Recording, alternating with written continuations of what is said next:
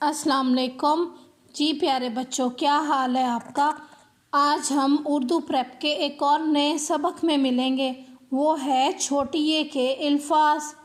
प्यारे बच्चों, छोटी ये लफ्ज़ों के दरमियान में भी आता है और इसकी आवाज़ ई की होती है। जैसे झ छोटी ये झी और लाम झील। आपने नोट किया, इसमें ई की आवाज़ आ रही है, झ ईल। शाबाश।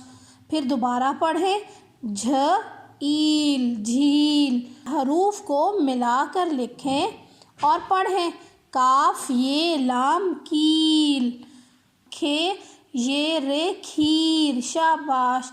जीम ये ते जीत। नून ये लाम नील। शाबाश। झील झे ये लाम झील। अब आपने नीचे यहाँ झील लिखना है। बे ये नून बीन। पे ये लाम छोटी ये ली पीली। झील।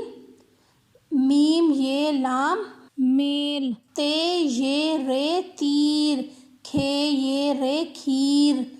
ते ये रे तीर। गाफ ये ते गीत। नून ये लाम छोटी ये ली नीली। शाबाश। इन अल्फाज को आपने नीचे लिखना है और साथ आपने इनकी पढ़ाई भी करनी है। अब नीचे आ जाओ, नीचे हम यहाँ पढ़ाई करेंगे। ते ये नून तीन। काफ ये लाम कील। तीन कील। लाम अलिफ ला हमजा वाओ ओ लाओ।